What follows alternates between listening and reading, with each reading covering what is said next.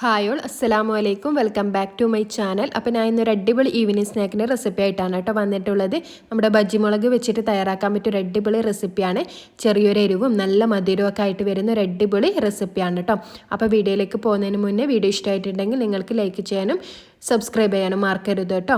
അപ്പോൾ നമുക്ക് വീഡിയോയിലേക്ക് പോകാം. ആദ്യം തന്നെ ഞാൻ തേങ്ങ എടുത്തിട്ടുണ്ട്. 1.5 കപ്പ് തേങ്ങയാണ് കേട്ടോ.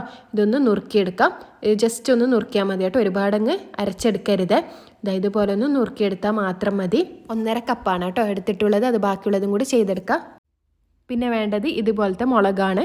അത് ഇതുപോലെ 2 പീസാക്കിയിട്ട് ആദ്യം ഒന്ന് കട്ട് ചെയ്യുക. നല്ലപോലെ ക്ലീൻ ചെയ്ത് വെച്ചിട്ടുണ്ട്. എന്നിട്ട് അതിൻ്റെ ഉള്ളിലത്തെ സീഡൊക്കെ ഒന്ന് കളയാം. സീഡ് മൊത്തമായിട്ട് കളയണം കേട്ടോ. ഇത് മധുരമുള്ള ഐറ്റം നമ്മൾ ചെയ്യുന്നതല്ലേ, അപ്പോൾ ചെറിയൊരു എരിവ് മതി. അതാണ് അതിൻ്റെ ഒരു ടേസ്റ്റ് ഉണ്ടാവാൻ. അപ്പോൾ ആ സീഡ് മുഴുവനായിട്ട് കളഞ്ഞെടുത്തിട്ടുണ്ട്. പിന്നെ ഒരു പാന് അടുപ്പിൽ വെച്ചിട്ട് അതിലേക്ക് 1 ടീസ്പൂൺ നിറച്ച് ഗീ ചേർത്ത് കൊടുക്കാം. എന്നിട്ട് അതിലേക്ക് കാഷ്യൂനട്ട് ഇട്ട് കൊടുക്കാം. നിങ്ങളുടെ ഇഷ്ടത്തിനനുസരിച്ച് കാഷ്യൂനട്ട് ഇട്ട് കൊടുക്കാം. എന്നിട്ട് നല്ലപോലെ ഒന്ന് റോസ്റ്റ് ചെയ്തെടുക്കാം. നല്ലപോലെ അല്ല, കുറച്ചൊരു ഗോൾഡൻ കളർ ആയാൽ മതി, ഒരുപാടങ്ങ് ഗോൾഡൻ കളർ ആവണ്ട. പിന്നെ ഇനി ഇതിലേക്ക് പാല് ചേർത്ത് കൊടുക്കാം. 1 കപ്പ് പാലാണ് കേട്ടോ ചേർത്ത് കൊടുത്തിട്ടുള്ളത്. പാൽ തന്നെ ചേർത്ത് കൊടുക്കുക, അതാണ് കേട്ടോ അതിൻ്റെ ടേസ്റ്റ്. പിന്നെ ഇതിലേക്ക് 1/2 കപ്പ് പഞ്ചസാര കൂടി ചേർത്ത് കൊടുക്കാം. നിങ്ങളുടെ മധുരത്തിനനുസരിച്ച് ചേർത്ത് കൊടുത്താൽ മതി കേട്ടോ. എന്നിട്ട് ആ പഞ്ചസാര അലിയുന്നത് വരെ ഒന്ന് ഇളക്കി കൊടുക്കാം. അലിയുന്നത് വരെ മാത്രം മതി കേട്ടോ. പിന്നെ ഇതിലേക്ക് തേങ്ങ ചേർത്ത് കൊടുക്കാം. നമ്മൾ അരച്ചു വെച്ച തേങ്ങ ഉണ്ടല്ലോ, അത് ചേർത്തിട്ട് നല്ലപോലെ ഒന്ന് ഇളക്കി കൊടുക്കുക. ഇത് നല്ലപോലെ തിക്കായിട്ട് കുറുകി വരണം, അതുവരെ വെക്കാം. ഇത് നല്ലപോലെ തിളക്കുന്നുണ്ട്. ഈ സമയത്ത് ഇതിലേക്ക് അവിൽ ചേർത്ത് കൊടുക്കാം. 2.5 ടേബിൾ സ്പൂൺ അവിലാണ് കേട്ടോ ചേർത്ത് കൊടുത്തിട്ടുള്ളത്. അത് ചേർക്കുന്നവർ മാത്രം ചേർത്താൽ മതി, പക്ഷേ ചേർത്താൽ നല്ലൊരു ടേസ്റ്റാണ് കേട്ടോ. ഇഷ്ടമുള്ളവർ മാത്രം ചേർത്താൽ മതി. എന്നിട്ട് നല്ലപോലെ ഒന്ന് മിക്സ് ആക്കുക. നല്ലപോലെ ഒന്ന് തിക്കായി വരട്ടെ. അപ്പോൾ ഇതാ നല്ലപോലെ പാലൊക്കെ വറ്റി വന്നിട്ടുണ്ട്. ഇനി ഇതിലേക്ക് മിൽക്ക് മെയ്ഡ് ചേർത്ത് കൊടുക്കാം. 2 ടേബിൾ സ്പൂൺ മിൽക്ക് മെയ്ഡാണ് കേട്ടോ ചേർത്ത് കൊടുത്തിട്ടുള്ളത്. മിൽക്ക് മെയ്ഡ് എൻ്റെ കയ്യിലുള്ളതുകൊണ്ട് ചേർത്തതന്നേ ഉള്ളൂ. നിങ്ങളുടെ കയ്യിലില്ലെങ്കിൽ പഞ്ചസാരേനെ കുറച്ചധികം ചേർത്താൽ മതി.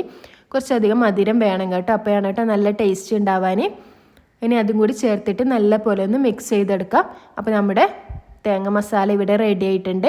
പിന്നെ വേണ്ടത് നമുക്കൊരു ബാറ്റർ വേണം. അത് ഞാനിവിടെ രാവിലത്തെ ദോശമാവ് ബാക്കി ഉണ്ടായിരുന്നു, അതിലേക്ക് 1/2 കപ്പ് മൈദ ചേർത്ത് കൊടുക്കുകയാണ്. നിങ്ങൾ എടുക്കുമ്പോൾ 1 കപ്പ് പച്ചരിപ്പൊടി ഉണ്ടല്ലോ, അതും 1/2 കപ്പ് മൈദയും ആവശ്യത്തിന് വെള്ളവും ആവശ്യത്തിന് ഉപ്പും ചേർത്തിട്ട് ഒരു ബാറ്റർ തയ്യാറാക്കിയാൽ മതി കേട്ടോ. അപ്പോൾ അതിൻ്റെ അതേ പെർഫെക്റ്റ് ആയിട്ട് തന്നെ കിട്ടും. പിന്നെ അതിൻ്റെ കൺസിസ്റ്റൻസി ഞാൻ കാണിച്ചു തരാം. നല്ലപോലെ ഒന്ന് കട്ടകളില്ലാതെ മിക്സ് ചെയ്തെടുക്കാം. ഈ പരുവത്തിലാണ് കേട്ടോ വേണ്ടത്. നമ്മുടെ ബാറ്ററി ഇവിടെ റെഡി ആയിട്ടുണ്ട്. ഇനി നമുക്ക് മുളകിലേക്ക് മസാല ഒന്ന് ഫില്ല് ചെയ്യണം. അപ്പോൾ അതിന് മുന്നേ ഇതിലേക്ക് കുറച്ചൊരു ഉപ്പും മഞ്ഞൾപ്പൊടിയും ചേർത്ത് കൊടുക്കാം. മഞ്ഞൾപ്പൊടി ചേർക്കുന്നവർ ചേർത്താൽ, അല്ലെങ്കിൽ ചേർക്കുന്നില്ലെങ്കിൽ പ്രശ്നമൊന്നുമില്ല. ഉപ്പ് കുറച്ച് ചേർത്താൽ മതി കേട്ടോ, ഒരുപാടൊന്നും ആയിപ്പോവരുത്. നമ്മുടെ എരിവിന് ആക്കുമ്പോൾ ഉപ്പ് ചേർക്കുന്നില്ല, അതുപോലെ കൂടുതലാക്കണ്ട, കുറച്ച് ഒരു നുള്ള് ചേർത്താൽ മതി. ഇനി ഇത് ഓരോന്ന് എടുത്തിട്ട് നമുക്ക് ഇതിലേക്ക് മസാല ഫില്ല് ചെയ്ത് കൊടുക്കാം. ഫില്ല് ചെയ്തിട്ട് നല്ല പോലെ ഒന്ന് പ്രസ് ചെയ്യണം കേട്ടോ, അല്ലെങ്കിൽ പുറത്തേക്ക് വരും. മിൽക്ക് മെയ്ഡ് ചേർത്തുകൊണ്ട് തന്നെ നല്ല പോലെ ഒട്ടി നിൽക്കും. മിൽക്ക് മെയ്ഡ് ചേർക്കുന്നില്ലെങ്കിൽ നിങ്ങൾ നല്ല പോലെ ഒന്ന് പ്രസ് ചെയ്ത് കൊടുക്കണം കേട്ടോ, ഫ്രൈ ചെയ്യുമ്പോൾ പുറത്തേക്ക് വരാതിരിക്കാനാണ്. അപ്പോൾ ഇതാ ഞാൻ നല്ല പോലെ പ്രസ് ചെയ്തെടുക്കുന്നുണ്ട്. അപ്പോൾ അതുപോലെ തന്നെ മുഴുവനായിട്ടും ഫില്ല് ചെയ്തെടുക്കാം. ഇനി ഇത് ഫ്രൈ ചെയ്യാൻ ആവശ്യമായിട്ട് ഓയിൽ വെച്ചിട്ടുണ്ട്. നല്ല പോലെ ചൂടായതിന് ശേഷം നമുക്ക് ഓരോന്ന് ഫ്രൈ ചെയ്തെടുക്കാം. ഇപ്പോൾ ഇതാ കണ്ടില്ലേ, മുഴുവനായിട്ട് ചെയ്തെടുത്തിട്ടുണ്ട്. ഇതുപോലെ നല്ല പോലെ പ്രസ് ചെയ്യാൻ മറക്കരുത് കേട്ടോ. ഇനി നമുക്കിത് ഓരോന്നും എടുത്തിട്ട് ഫ്രൈ ചെയ്തെടുക്കാം. അതേ നമ്മുടെ ബാറ്ററിൽ നല്ല പോലെ ഒന്ന് ഡിപ്പ് ചെയ്യുക, എന്നിട്ട് ഓയിലേക്ക് ഇട്ട് കൊടുക്കാം.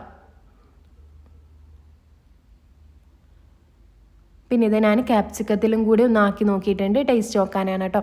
നല്ല ടേസ്റ്റ് ഉണ്ടായിരുന്നു കേട്ടോ. ക്യാപ്സിക്കൊന്നും അത്യാവശ്യം കൂടുതൽ എരിവൊന്നുമില്ലല്ലോ, അതിൻ്റെ സീഡൊക്കെ കളഞ്ഞിട്ട് എടുത്താൽ ചെറിയൊരു എരിവേ ഉണ്ടാവും. ആ ചെറിയൊരു എരിവോട് കൂടി തന്നെ കഴിക്കണം, അപ്പോഴാണ് കേട്ടോ നല്ല ടേസ്റ്റ്. അപ്പോൾ ഇതാ ഒരു ഭാഗം ഫ്രൈ ആയതിന് ശേഷം മറിച്ചിട്ട് കൊടുക്കാം.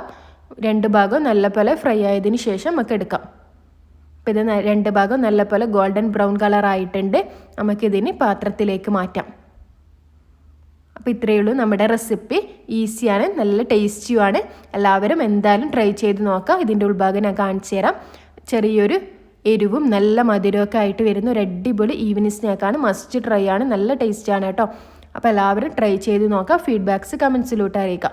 അപ്പോൾ എൻ്റെ വീഡിയോ ഇഷ്ടമായിട്ടുണ്ടെങ്കിൽ ലൈക്ക് ചെയ്യാനും ഷെയർ ചെയ്യാനും കമൻറ്റ് ചെയ്യാനും മറക്കരുത്. പുതിയ വ്യൂവേഴ്സ് ആരെങ്കിലും കാണുന്നുണ്ടെങ്കിൽ പ്ലീസ് ഒന്ന് സബ്സ്ക്രൈബ് ചെയ്യുക. തൊട്ടടുത്തുള്ള ബെല്ലൈക്കൺ കൂടെ ഒന്ന് എനേബിൾ ചെയ്ത് കൊടുക്കുക. അപ്പോൾ പുതിയ വീഡിയോസായിട്ട് വീണ്ടും കാണാം. അസ്സലാമു അലൈക്കും. Thank you for watching.